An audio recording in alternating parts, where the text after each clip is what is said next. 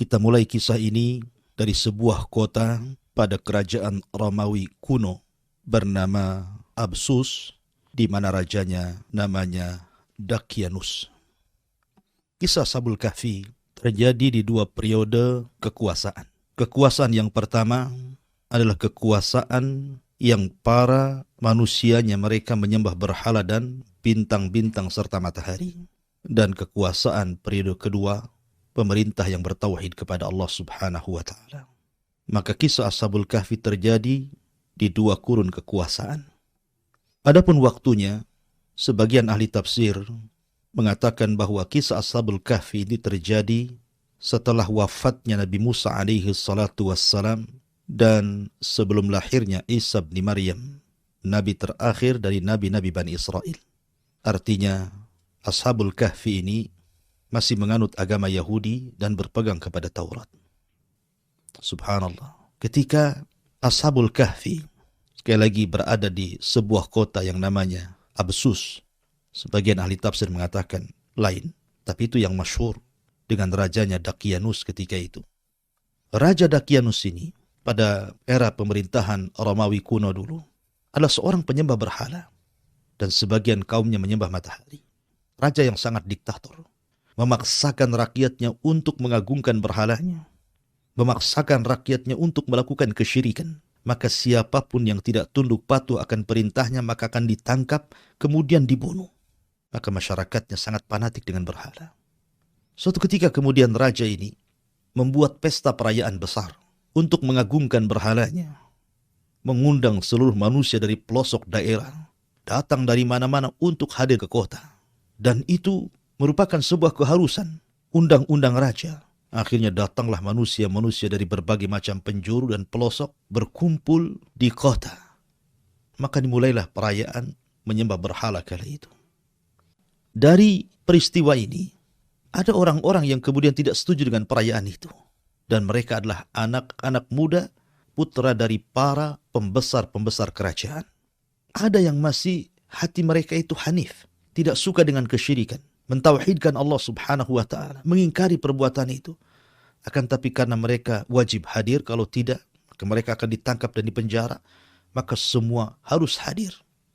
Tapi kemudian tiba-tiba salah seorang di antara mereka menyingkir dari perayaan itu, kemudian duduk di bawah pohon. Kemudian selang beberapa waktu datang lagi anak muda, kemudian duduk di sebelahnya. Kemudian beberapa waktu datang lagi anak muda, kemudian duduk di sebelahnya. Kemudian datang lagi, duduk di sebelahnya. Sampai jumlah mereka 7 anak muda. Tapi mereka pun tidak mau saling bertanya ada apa dan kenapa. Dikhawatirkan satu di antara mereka adalah jasus, mata-mata kerajaan. Kalau seandainya salah bicara saja, bisa saja dilaporkan kemudian ditangkap dan dipenjara, bahkan mungkin dibunuh. Nyawa melayang. Mereka pun tidak berani untuk saling bertanya. Sampai akhirnya timbul penasaran. Kemudian mereka pun mulai saling bertanya, kenapa, ada apa, kenapa pula mereka bisa berkumpul di bawah pohon itu. Setelah kemudian saling bertanya dan dijawab, rupanya mereka satu hati. Ketika anak-anak muda ini berkumpul di bawah pohon, kemudian akhirnya ketahuan bahwa mereka tidak ikut perayaan kerajaan. Akhirnya mereka pun ditangkap. Kemudian ditanya, apa gerangan Anda tidak mengikuti perayaan raja kami, menyembah berhala-berhala kami? Subhanallah, Allah berikan keberanian kepada anak-anak muda. Ashabul Kahfi bukan nabi, mereka bukan para nabi, mereka bukan para rasul. Tapi Allah Subhanahu wa Ta'ala berikan kepada mereka ujian seperti yang diberikan para nabi dan rasul. Keteguhan mereka luar biasa. Ketika kemudian dipanggil oleh raja, kemudian ditanya alasannya, maka mereka mengatakan, Tuhan kami adalah Tuhan langit dan bumi. Bukan berhala-berhala itu, bukan bintang bulan. Kami tidak menyeru Tuhan selain Dia. Sungguh, kalaulah kami berbuat demikian, tentu kami telah mengucapkan perkataan yang sangat jauh dari kebenaran. Mereka itu kaum yang kami telah jadikan Tuhan-Tuhan untuk disembah selain Dia. Mengapa mereka tidak mengemukakan alasan yang jelas tentang kepercayaan mereka? Maka siapakah yang lebih zalim daripada orang yang mengada-adakan kebohongan terhadap Allah? Subhanallah, keberanian anak muda ini mendakwahkan dakwah tauhid di depan penguasa zalim, penguasa musyrik, penguasa kafir. Subhanallah, Dakianus ketika itu raja yang diktator memaksakan orang untuk menyembah berhala. Tapi anak muda ini tetap saja mengatakan kulil haq walau kana murra. Katakan kebenaran itu pahit rasanya karena tahu konsekuensinya. Kalau mereka menentang raja, mereka sudah tahu. Tapi subhanallah, Allah takdirkan raja ini tidak langsung membunuh anak-anak muda yang menyelisih agama rajanya ini. Tidak mau menyembah berhala, tidak mau menyembah bintang dan matahari, dan tetap mentauhidkan Allah subhanahu wa ta'ala. Tapi diberikan satu kesempatan, 3 hari untuk berfikir.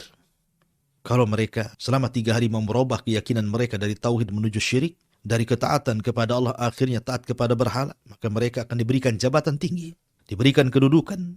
Tapi apa yang terjadi? 3 hari itu digunakan untuk lari, digunakan untuk kabur, menghindari ancaman raja. Karena mereka tahu konsekuensinya, mereka akan dibunuh. Akhirnya mereka pun lari sejauh mungkin dari kerajaan itu. Mereka lari ke gunung dan bukit. Dan Allah subhanahu wa ta'ala takdirkan mereka menemukan sebuah gua.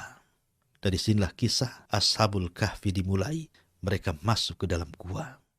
Ketika tahu raja bahwa anak-anak muda ini kemudian lari, maka raja pun memerintahkan para prajuritnya untuk mencari dan disuruh untuk menangkap, dipenjarakan, bahkan mungkin dibunuh. Maka prajurit pun menyebar ke sana kemari. Tapi Allah subhanahu wa ta'ala takdirkan tidak ketemu. Sampai ada beberapa prajurit yang hampir menemukan gua itu, tetapi mereka tidak masuk ke dalam gua itu, karena Allah subhanahu wa ta'ala berikan rasa takut yang luar biasa orang masuk gua itu. Sehingga ketika akan masuk mereka ketakutan, akhirnya mereka berinisiatif untuk menutup gua itu. Dan mereka mengatakan kalau memang betul anak-anak muda bersembunyi dalam gua itu, kita tutup saja gua itu, biar mereka mati di dalam dan tidak bisa keluar.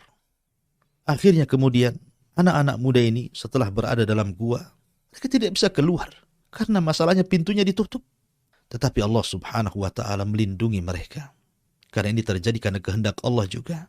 Allah subhanahu wa ta'ala ingin membuktikan bahwa ashabut tauhid, para penyeru tauhid, mereka akan menang dan akan bisa mengalahkan kebatilan. Maka Allah subhanahu wa ta'ala tidurkan mereka dalam gua itu. Dan pintu gua itu tidak semua tertutup, tapi ada cahaya matahari yang masuk. Dan itu bentuk perlindungan Allah subhanahu wa ta'ala. Karena Allah yang berkehendak. Perlindungan yang pertama, Allah subhanahu wa ta'ala berfirman, dan engkau akan melihat matahari ketika terbit condong dari gua mereka ke sebelah kanan. Dan apabila matahari itu terbenam, menjauhi mereka ke sebelah kiri. Sedangkan mereka berada dalam tempat yang luas dalam gua itu, itulah sebagian dari tanda-tanda kebesaran Allah. Barang siapa diberikan petunjuk Allah, maka dia akan mendapatkan petunjuk. Dan barang siapa yang disesatkan Allah, maka engkau tidak akan mendapatkan seorang penolong yang dapat memberikan petunjuk kepadanya. Allah subhanahu wa ta'ala masukkan matahari di waktu terbit dan di waktu tenggelam. Untuk apa? Supaya jangan ada hewan-hewan yang membahayakan masuk ke dalam gua itu. Dan ini bentuk perlindungan. Kemudian perlindungan yang kedua, Allah subhanahu wa ta'ala tidak membiarkan Ashabul Kahfi yang tertidur itu berdiam diri badannya. Karena mereka ditidurkan bukan sehari 2 hari. 309 tahun mereka ditidurkan. Artinya 3 abad lebih mereka ditidurkan. Jadi jasad mereka tidak dibiarkan tertidur tanpa bergerak. Sebab kalau seandainya kemudian mereka tanpa bergerak tidur terus, tentu akan mengalami hal-hal yang tidak diinginkan dari kesehatannya. Tapi kemudian ketika dibolak-balikan ke kanan, ke kiri, ke kanan, ke kiri saat tidur, maka jasad mereka terpelihara. Itulah pemeliharaan yang kedua yang Allah subhanahu wa ta'ala berikan kepada Ashabul Kahfi. Kemudian yang ketiga, Allah berikan perlindungan di mana setiap orang yang menemukan gua itu tidak berani masuk. Allah buat rasa takut yang luar biasa. Karena gua itu menakutkan. Allah yang membuat gua itu menakutkan bagi manusia sehingga tidak mau masuk. Makanya para tentara raja terpaksa menutup gua itu. Dan mereka mengatakan kalau seandainya mereka ada dalam gua itu, mereka tidak bisa keluar, nanti akan mati sendiri. Setelah kemudian Ashabul Kahfi ini ditidurkan sekian lama, tiba-tiba kemudian Allah takdirkan ada seorang penggembala kambing. Penggembala kambing ini melihat cuaca yang kurang baik, kemudian tiba-tiba melihat ada gua yang tertutup. Maka dia berusaha kemudian membuka pintu gua itu untuk menyelamatkan kambing-kambingnya dengan membuang satu persatu batu yang kemudian menutupi gua itu. Akhirnya setelah kemudian dia berhasil membuka pintu gua itu, maka dia masukkan kambing-kambingnya di situ. Lah suara-suara kambing itu masuk ke dalam gua. Akhirnya Allah subhanahu wa ta'ala kembalikan ruh ke dalam jasad Ashabul Kahfi dan semua mereka terbangun. Dari sini kemudian mereka bertanya-tanya kepada yang lainnya. Sudah berapa lama kita tidur di sini? Sehingga kemudian mereka mengira mereka tidur dari duhur ke asar. Wa kadzalika ba'atsnahum liyatasaaluna bainahum qala qailun minhum kam labistum, berapa lama kalian tidur? Mereka mengatakan, boleh jadi kami tidur itu 1 hari atau mungkin setengah hari. Yang lain mengatakan mungkin lebih. Yang lain mengatakan Allah yang tahu. Akhirnya kemudian mereka menyarankan bagaimana kalau seandainya salah seorang di antara kita keluar membeli makan. Kita sudah lapar ini. Rupanya kemudian ketika salah seorang mereka diutus untuk keluar, berjumpalah dengan seorang penggembala kambing ini. Kemudian diantar ke kota. Tiba-tiba kemudian ketika hendak membeli makan, yang menjual makanan itu tidak kenal mata uang yang dibawa itu. Ini mata uang kapan? Karena masalahnya sudah 300 tahun, artinya sudah 3 abad lebih. Tentu sudah berbeda mata uang masalahnya. Tapi kemudian akhirnya punya kecurigaan. Dibawalah anak muda ini kepada sang raja. Yang ketika itu kebetulan rajanya sudah berubah. Kerajaannya sudah berubah. Agamanya sudah berubah. Yang tadinya mereka menyekutukan Allah dengan menyembah berhala dan matahari. Sekarang rajanya betul-betul menyembah Allah, mentauhidkan Allah, taat kepada Allah. Akhirnya ketika mendapatkan cerita dari utusan Ashabul Kahfi ini, raja pun senang. Dan ingin membuktikan karena sebagian kaumnya ketika itu ada yang tidak percaya dengan hari kebangkitan. Maka ingin membuktikan kalau di dunia saja, lihat Ashabul Kahfi bisa ditidurkan 3 abad lebih kemudian dibangunkan. Maka lebih mudah lagi Allah subhanahu wa ta'ala membangkitkan manusia setelah diwafatkan. Ada kehidupan setelah kematian. Maka raja pun kemudian mengantar anak muda itu untuk menjemput kawan-kawan yang ada di gua. Akhirnya kemudian ketika mereka sudah berjumpa, saling cerita dengan raja, maka raja pun sangat memuliakan karena tahu anak-anak muda ini bukan anak-anak muda biasa. Dan bukan hidup di zaman mereka. Mereka sudah hidup di zaman dulu. Tapi Allah subhanahu wa ta'ala kuasakan mereka tidak menua. Sebagaimana ketika mereka tertidur, maka ketika mereka bangun, seperti itulah jasad mereka. Dan ini mukjizat, karamah bagi para wali. Maka setelah kemudian mereka pun dimuliakan oleh raja. Maka Allah subhanahu wa ta'ala menyebutkan kisahnya kembali.